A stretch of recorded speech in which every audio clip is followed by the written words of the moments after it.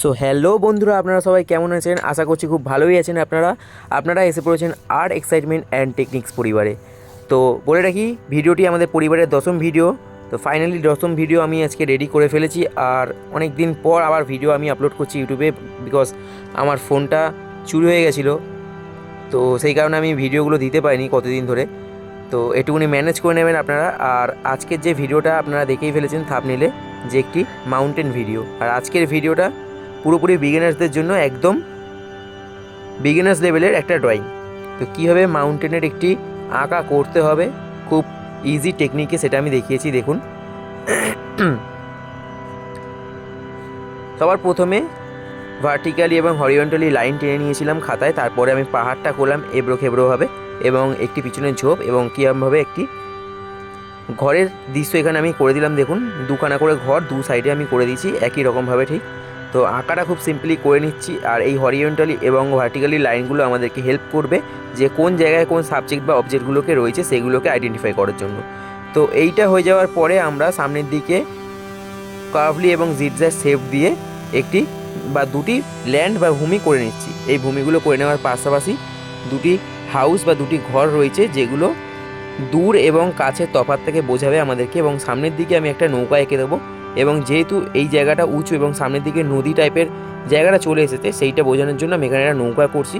এবং সামনে ঝর্ণা ছোট করে, এবং পিছনের দিকে পাহাড় থেকে ঝর্ণাটা পড়ছে সেটা দেখাচ্ছি। এবং সানরাইজ হচ্ছে অবভিয়াসলি সকালবেলার দৃশ্যটা বা বিকেলবেলার দৃশ্যটা, সানসেট বলতে পারেন। যাই হোক, সকাল বা বিকেলের দৃশ্যটা খুব সুন্দর লাগে এইসব ক্ষেত্রে, তার জন্য আমি এই জায়গাটা আলাদাভাবে অন্য কোনো এফেক্ট দিইনি। তো মানে নৌকায় এক মাঝি বা নাবিক, উনি নৌকা চালাচ্ছে, নৌকা নিয়ে এগাচ্ছে, এবং পিছন দিকে অনেকটা দূরে যে পাহাড়টা রয়েছে সেটা বোঝানোর জন্য আমি ছোটো করে একটা নৌকা দেখাবো এখানে। তো দেখে নিন, খুব সিম্পল সেট দিয়ে এবং খুব সিম্পল টাচ দিয়ে আমি এখানে এঁকে নিলাম নৌকা, ঘর, বাড়ি, এবং পিছনে কিছু ঝোপঝাড় আর সানসেটের দৃশ্য সুন্দর করে। এটি মাউন্টেন। তো এতদূর হয়ে যাওয়ার পর আমি আপনাদেরকে দেখাবো যে কীভাবে রং করতে হয়। তো আমি দেখিয়ে দিচ্ছি যে ভিডিওতে কি কি জিনিস আমাদের প্রয়োজন পড়েছে।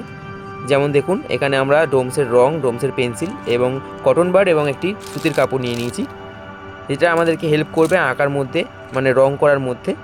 তো দেখুন, এই রঙগুলো আমরা একদম প্রথমে শুরু করছি। ইয়েলো দিয়ে আমি স্কাইয়ের যে সেটটা রয়েছে সূর্যের চারপাশ থেকে, সেটা আমি করে নিচ্ছি। এবং ইয়েলোর এরমভাবে রাশ দিয়ে দিয়ে করে নিলাম আমি। ইয়েলো রাশটা দেওয়ার হয়ে গেলে এখানে কিন্তু আমি মিডিয়াম ইয়েলোটা ইউজ করেছি। সব দিকে দিয়ে নিলাম যে আলোর আভাটা পড়ছে উপর দিক থেকে, আমি নীলের একটা শেড দেবো। তো স্কাই কালার এবং ব্লু কালার দিয়ে, রয়্যাল ব্লু কালার দিয়ে আমি শেপটা দিচ্ছি এখানে। দেখে নিন আপনারা আল্টিমেট কালার ব্লুটা ইউজ করতে পারেন, খুব ভালো হবে এখানে। এবং এইখানে আমি ইয়েলো এবং ব্লুটা ডিফারেন্টভাবে দেখানোর জন্য, যাতে সেটটা মিশে গিয়ে গ্রিন কালার না হয়ে যায়, তার জন্য আমি এখানে কিন্তু হোয়াইট কালারটা ইউজ করবো মিডিয়াম হিসাবে। তো এইখানে মিডিয়াম হিসাবে দেখুন আমি হোয়াইট কালারটা ইউজ করছি, যাতে ব্লু এবং ইয়েলোটা মিশে গিয়ে না গ্রিন কালারে পরিণত হয়ে যায়, তার জন্য আমি এখানে করছি। এই ছোটো ছোটো গ্রামারগুলো আমি বলে রাখি সবসময়। আর এখানে ডিপ ইয়েলো কালারটা দিয়ে আমি উপরের দিকে সূর্যের চারপাশে এরমভাবে একটি টোন দিয়ে নিচ্ছি। ঠিক যেরকমভাবে আমরা ওয়াটার কালারের টোন দিই, আমরা কিন্তু টোন দিয়ে কাজ করব। খুব বিগিনার লেভেলেও কিন্তু আঁকাটা খুব প্রো হিসাবে মনে হবে। তো দেখুন, আপনারা এরমভাবে তৈরি করতে থাকবেন। জিনিসটা আমি এখানে দেখিয়ে দিচ্ছি, কাপড় দিয়ে একটু ব্লেন্ডিং করে নিচ্ছি, এবং সাইড থেকে আমি কী করেছি, রেড কালার দিয়ে বা চারমিন কালারও আপনারা ইউজ করতে পারেন। রেড কালার দিয়ে আমি এখানে কী করেছি, একটা সেট দিয়েছি, যেটা আর কি বোঝাবে যে সানসেট বা সানরাইজ। তো সেই কারণে আমি রেড কালারটা দিয়ে এবং কাপড় দিয়ে ব্লেন্ডিং করে নেবো দু সাইডেই। তো এইটা হয়ে যাওয়ার পর আমরা কি করব, কালারটাকে যাতে ফেড না হয়ে যায় তার জন্য আমরা কাপড় দিয়ে এখানে কিন্তু ঘষি। এখানে এটা হয়ে যাওয়ার পর আমরা সূর্যটা করে নেবো কিরমভাবে, দেখুন অরেঞ্জ কালার এবং নিচের দিকে রেড এবং ডিপ ইয়েলো দিয়ে আমরা কি করব, একদম দুটো রঙকে মিক্স করে দেবো। এখানে আমি মিডিয়াম হিসাবে ইউজ করেছি ডিপ ইয়েলোটাকে, যাতে দুটো কালার এখানে ব্লেন্ডিং না হয়ে মিক্স হয়ে যায়।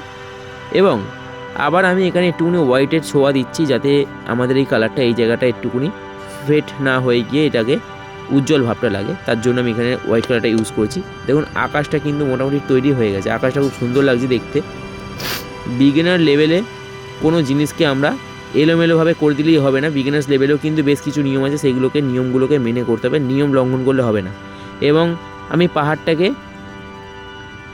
পার্পেল কালার দিয়ে করেছি বা ডিপ ভায়োলেট কালার বলতে পারেন, ডিপ ভায়োলেট কালার দিয়ে করেছি। তার পাশে আমি কি করছি, এখানে রানি পিঙ্ক কালারটা দিয়েছি। রানি পিঙ্কের পাশে আমি একদম যেখানটা লাইটটা খুব ভালোভাবে পড়ছে সেই জায়গায় আমি পিঙ্ক কালারটা ইউজ করছি।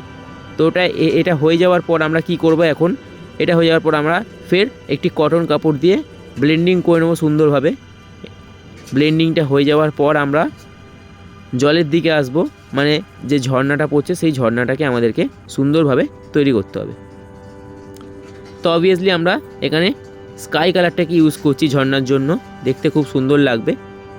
তো স্কাই কালার হয়ে যাওয়ার পর আমরা এখানে যে নদীটা রয়েছে নদীটা আমরা করছি। দেখো ভালো করে খেয়াল রাখো, আমি যখন করছি দূরের দিকটাতে ডিপ দিচ্ছি এবং যেটা কাছের দিকে আসে ওখানটা কিন্তু কাঁচের মতো স্বচ্ছ রাখার চেষ্টা করছি, যাতে শেডটা খুব সুন্দরভাবে পড়ে। নদী আর মানে যে জলটা বোঝা যাবে। আঁকার মধ্যে গ্লো ভাবটা না থাকলে কি হয়, যে আঁকাটা কিন্তু একটি ন্যাচারাল লাগে না, দেখতে খুব সুন্দর লাগবে যদি গ্লো ভাবটা থাকে। এই জন্য আমরা কিছু কিছু পোর্শনে হোয়াইট ভাবটা ছেড়ে দিই। এই পেপার হোয়াইটটাকে আমাদেরকে খুব সুন্দরভাবে ইউজ করতে হবে। তো এখানে স্কাই কালারের কাজ মোটামুটি শেষ হয়ে এসেছে। স্কাই কালার দিয়ে আমরা সমস্ত জল জায়গাগুলোতে আমরা করে নিলাম, যেখানে ওয়াটার রয়েছে ওয়াটারগুলোকে আমরা সুন্দরভাবে দেখিয়ে ফেললাম। তো হয়ে গেল আমাদের স্কাই কালার। স্কাই কালার হয়ে যাওয়ার পরে আমরা কি করব, স্কাই কালার হয়ে যাওয়ার পরে আমরা এখানে আগে ব্লেন্ডিং করে নেব কাপড় দিয়ে। ব্লেন্ডিংটা হয়ে গেলে আমরা কি করব, তারপরে এখানে পার্সিয়ান ব্লু বা আল্ট্রামেরিন ব্লু দিয়ে একটু একটু করে এই জলের যে শেডগুলো রয়েছে, ঝর্ণা পড়ছে যেখান থেকে বা পিছনে যে জলটা রয়েছে জলের যে শেডগুলো, কানাচে যে শেডগুলো রয়েছে এখানে, এই জায়গাগুলোকে আমরা আল্ট্রামেরিন ব্লু দিয়ে করে নিচ্ছি। আল্ট্রামেরিন ব্লু ইউজ করতে পারেন অথবা আপনারা ইউজ করতে পারেন পার্সিয়ান ব্লু। পার্সিয়ান ব্লুটা এক্ষুনি করলে খুব ডিপ হয়ে যাবে, তো যেখানে যেখানে শ্যাডোটা পড়ছে সেই সব জায়গাতে আমরা পার্সিয়ান ব্লুটাকে ইউজ করব। ঠিক আছে, তো এত অবধি হয়ে গেল আমাদের। তো এই জায়গাটা হয়ে যাওয়ার পরে আমরা কি করব, যে নৌকা যে আছে নৌকাটা চলছে যেই জায়গায়, সেইখানে যে জলটা উথাল পাথাল করছে, মানে জলের যে ভাঁজগুলো, ওই জায়গাগুলোতে আমরা কি করব, ডিপ টোন দিয়ে বা ডিপ ব্লু দিয়ে আমরা এখানে দেখাবো। অবভিয়াসলি আমরা সেই সব জায়গাতে পার্সিয়ান ব্লু ইউজ করতে পারি খুব ভালোভাবেই। তো আমি এখন সেরকমভাবে এটা ডিপ ব্লু কালার দিয়ে, যে কোনো ডিপ শেড দিয়ে আমি কালারটাকে করছি এখানে, যে জলটা যেখানটাতে ভাঁজ খেয়েছে বা ছটপট জায়গাটাতে জলের যে ছটপটের ব্যাপারটা আছে, এই জিনিসটা আমি বোঝাচ্ছি যে হ্যাঁ জলের উপর থেকে নৌকাটা চলছে, সেই জিনিসটাকে আমি বোঝাচ্ছি এখানে। তারপরে মিডিয়াম ইয়েলো দিয়ে আমি কি করেছি, ব্রুশ যেগুলো আছে মানে ঝোপ যেগুলো আছে ঝোপঝাড়গুলোকে করে নিয়েছি। তারপর লাইট গ্রিন দিয়ে সেই ঝোপের নিচের দিকে সেট দিচ্ছি একটা। সাধারণত যেই ঝোপের সেটের কালার তোমরা জানো, মোটামুটি আমি সব ভিডিওতেই দেখিয়েছি যেখানে যেখানে ঝোপ ইউজ করেছি আমি। এবং তারপর আমি কি করছি, ফের কটন কাপড় দিয়ে আমি কিন্তু ব্লেন্ডিং করে নিচ্ছি। ব্লেন্ডিং করে নেওয়ার পরে আবার নিচের দিকে ডিপ গ্রিন দিয়ে সেই ডিপ টোনটাকে দিয়ে নিচ্ছি। তো ডিপ গ্রিনের টোনটা দিয়ে নেওয়ার পর আবার আমাদেরকে এখানে ব্লেন্ডিং করতে হবে কাপড় দিয়ে। এবার নিচের দিকে পার্সিয়ান ব্লু দিয়ে আমি কি করছি, একদম যে ডিপ টোন মানে যেই জায়গাটায় ছাওয়া পড়ে একদম অন্ধকার জায়গাটা, সেই জায়গাটাকে কিন্তু আমাদেরকে করতে হচ্ছে। সবসময় বলেছি আমি, আঁকা করা মানে কিন্তু সবার প্রথম খেয়াল আমাদের হওয়া উচিত যে আঁকা হয়ে যাওয়ার পর যখন রং করব তখন কিন্তু অবশ্যই আমাদেরকে লাইট অ্যান্ড সেট মানে আলো আর ছায়ার ব্যাপারটাকে খুব ভালোভাবে ধরতে হবে। তুমি যতই বিগিনার হও, যতই প্রো লেভেল হও না কেন, এইটাই মেন মুদ্রা টেকনিক, যে তোমরা যখন আঁকাটা করবে লাইট অ্যান্ড শ্যাডোটাকে ধরো, ব্যাস দেখবে আঁকাটা খুব সুন্দরভাবে ফুটে উঠেছে। তো আঁকা হয়ে যাওয়ার পরে আমরা কি করছি, এখানে দেখো রংটা করেছি। রং করার ক্ষেত্রে যে বেসিক আমাদের যে গ্রামারটা থাকে আঁকার ক্ষেত্রে, রং করার ক্ষেত্রে, সেটা হচ্ছে দূরের থেকে আস্তে আস্তে কাছে আসা। মানে সাবজেক্টটাকে আমরা যখন আঁকি তখন সাবজেক্টটাকে আগে করি, অবজেক্টটাকে পরে করি, কিন্তু এই দিকে কিন্তু অবজেক্টটাকে একদম পিছনের অবজেক্টটাকে করতে করতে সামনের দিকে আসা। তার কারণ কি, যাতে রংটা ঘেটে না যায়।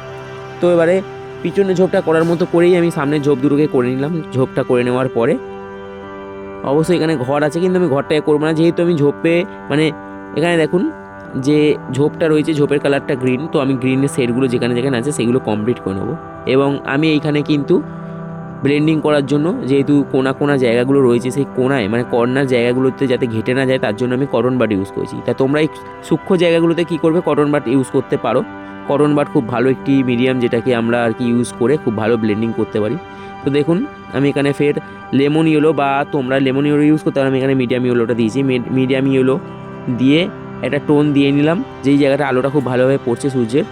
আর এই যে পিছন দিকে যেখানটাতে ডিপ কালারের টোনটা হবে সেখানে আমি আগে শুরু করছি, কারণ মিডিয়াম যে জায়গাটা মানে মধ্যিখানে যে জায়গাটা রয়েছে সেই জায়গাটাতে আমি লাইট গ্রিন দিয়ে দুটোকে একসাথে মিশিয়ে দেবো, তাহলে আমার খাটনিটা একটু কম হয়ে যাবে।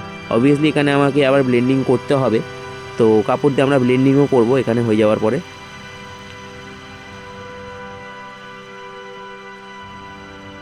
তো দেখুন এখানে আমাদের এই ব্লেন্ডিং টেকনিকটা প্রসেস হবে এক্ষুনি। আমি হাত দিয়েও করছি, হাত দিয়ে অতটা ভালো হবে না, তার জন্যই আমি কিন্তু এখানে ফের কটনটা নিয়েছি।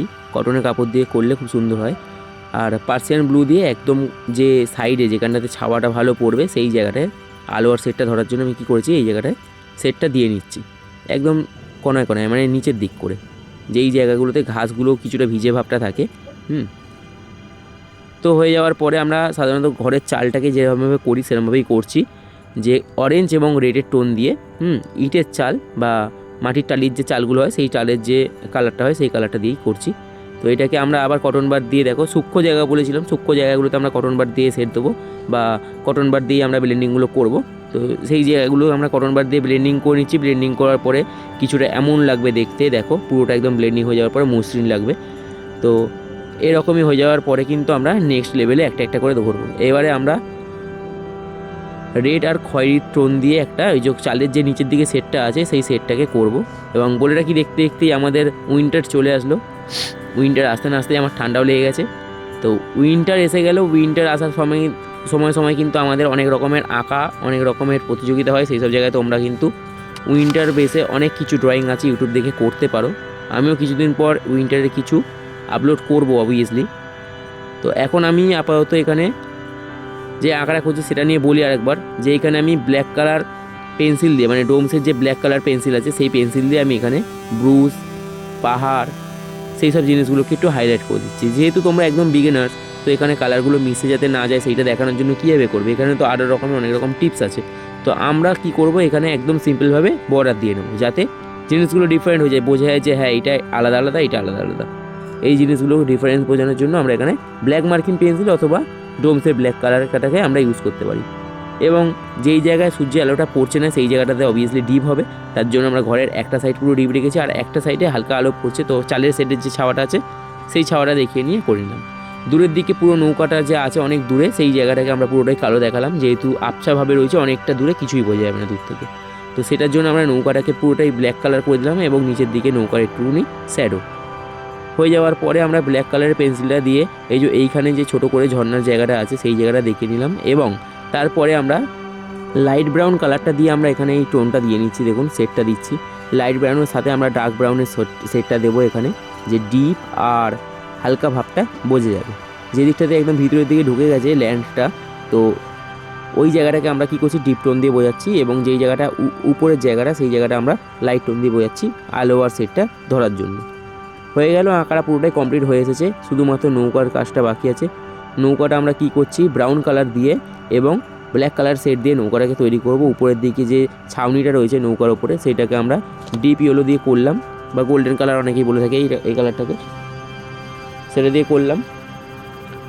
তো এটা হয়ে যাওয়ার পরে আমরা কী করবো, ব্ল্যাক কালারের টোনটা দিয়ে নিচ্ছি এখানে। নৌকাটা অবভিয়াসলি ব্ল্যাক কালারেরই হয়, আলকাতরা মাখানো থাকে সব দিকে নৌকার গায়ে।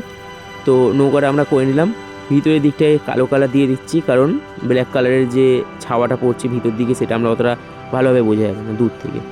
এবং হাতের মধ্যে একটি লাঠি ধরে আছে, সেটা দিয়ে নৌকাটাকে চালাচ্ছে। আর খয়েরি কালার দিয়ে ওই ছাউনিটার সেটটা দিয়ে নিলাম। ডোমস পেন্সিলের আমরা ইউজ করেছি, আমি আগেই দেখিয়েছিলাম যে সরঞ্জাম হিসেবে আমরা যা যা নিয়েছি সব কিছু ইউজ করেছি এখানে। তো আঁকাটা আমাদের তৈরি হয়ে গেল। ভালো লাগলে অবভিয়াসলি লাইক করবে, শেয়ার করবে, কমেন্ট করবে এবং বন্ধুদের কাছে আরও শেয়ার করো যাতে তারাও কিছু শিখতে পারে। আমি অনেক রকম গ্রামারের কথা ভিডিওতে বলে থাকি। তো আজকের জন্য এতটাই। কেমন লাগলো অবভিয়াসলি কমেন্ট করে আপনারা জানাবেন। আমার ভিডিওতে আমি যতটা পারি তথ্য আপনাদেরকে দেওয়ার চেষ্টা করি। তো টাটা বাই বাই, আজকের জন্য এতটাই। চলুন বন্ধুরা, পরের ভিডিওতে দেখা হচ্ছে।